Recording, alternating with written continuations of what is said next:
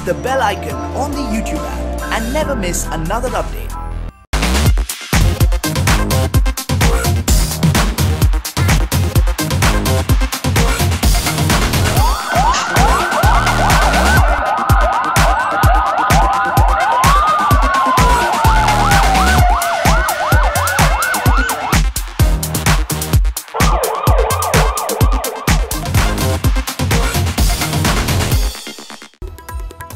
नमस्कार, मैं हूं मोना डिसोजा। आप देख रहे हैं दबंग खबरें। आइए देखते हैं आज की मुख्य खबर। मीरा भाईंदर क्षेत्र और मनपा में काम करने वाले मजदूरों की सुरक्षा और उन्हें सरकार की तरफ से मिलने वाली सुविधाएं उपलब्ध कराने के लिए श्रमजीवी संगठन के अध्यक्ष विवेक पंडित ने अपने सैकड़ों कार्यकर्ताओं के साथ मनपा मुख्यालय का घेराव कर आयुक्त से मजदूरों को जल्द से जल्द मनपा से मिलने वाले सभी योजनाओं का लाभ देने की मांग की। साथ ही मनपा एसटीपी प्लांट में मारे गए 3 मजदूरों के मामले में जिम्मेदार लोगों पर कार्रवाई की मांग की। आइए देखते हैं पूरी खबर।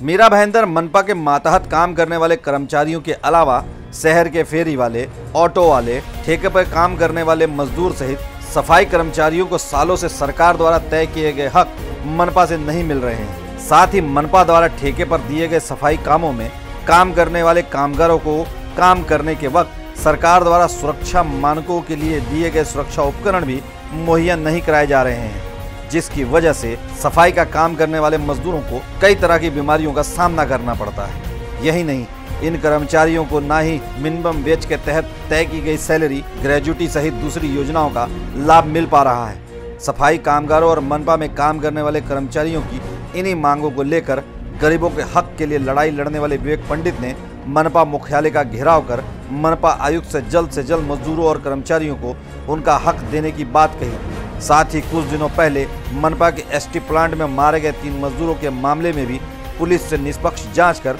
उन सभी दोषी सरकारी अधिकारियों और ठेकेदारों पर मामला दर्ज करने की मांग की, जो 3 मौतों के लिए सीधे सीधे जिम्मेदार हैं। जो पेमेंट उनको दिया ऐसा कहते हैं, वो यदि किससे दिया होगा तो कैश किसने दी, कैसे दी वो कैश, तो इसका पूरा इन्वेस्टिगेशन होना चाहिए। और इसके ऊपर ये निग्लिजेंस नहीं है बल्कि मर्डर का ऑफेंस रजिस्टर होना चाहिए। ये मांग हमने यहाँ पर भी की है और हम माननीय मुख्यमंत्री जी को मिलकर ये कहेंगे कि 3 आदमियों की मौत होना ये बहुत ही दर्दनाक और शर्मनाक बात है। तो पुलिस भी इसका इन्वेस्टिगेशन ठीक से करे, ऐसी मांग हम आज करते हैं। सर, मर्डर के चार्जेस किस पे लगने चाहिए? आपने क्या मांग की? मर्डर के चार्जेस एक तो कॉन्ट्रैक्टर, सब कॉन्ट्रैक्टर और महानगर पालिका के जो प्रिंसिपल एम्प्लॉयर हैं वो प्रिंसिपल एम्प्लॉयर के ऊपर लगने चाहिए, क्योंकि ये मौत कोई एक्सीडेंटल मौत नहीं है।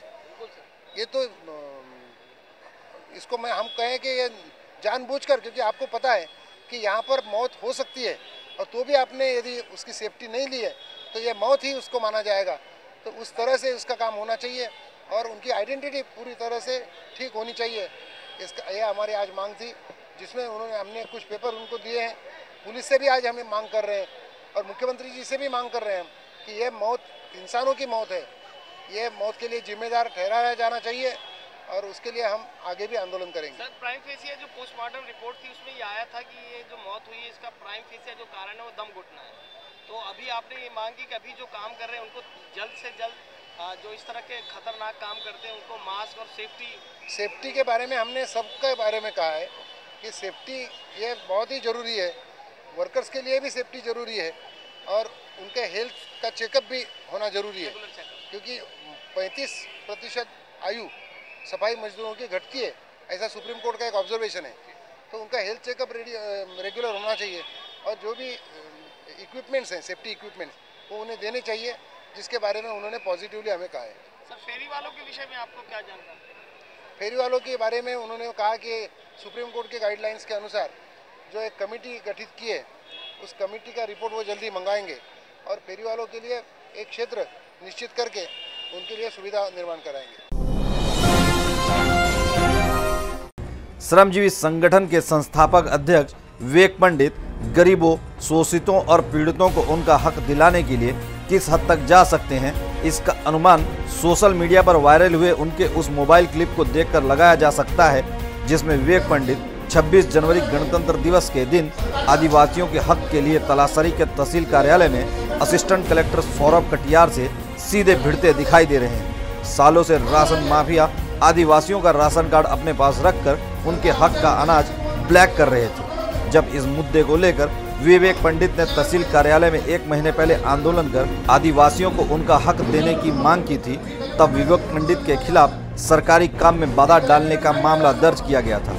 उसके बावजूद बुलंद हौसलों के मालिक विवेक पंडित पीछे नहीं हटे और वे आदिवासियों की मांग को लेकर मुख्यमंत्री से मिले, जिसके बाद मुख्यमंत्री ने तत्काल आदिवासियों को उनका राशन कार्ड देने, साथ ही हर महीने आदिवासियों को 35 किलो अनाज देने का आदेश दिया।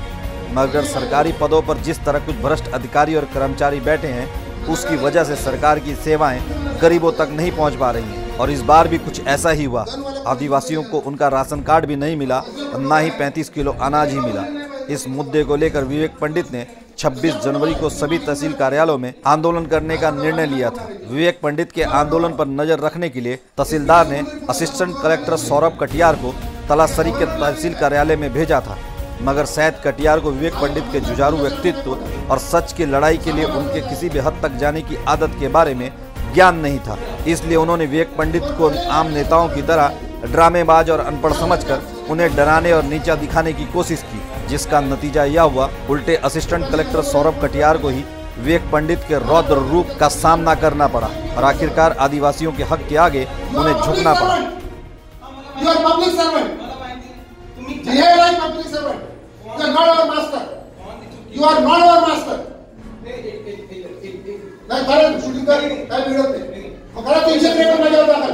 त्यांच्यावर केलं ना, मजा दाखल करा, 353 दाखल करा मजा. असला धरणाचा मजा सुद्धा घेऊन बसलाय. मी माझ्या बाहेर बसायच्या लायकीचे बाहेर लोकांची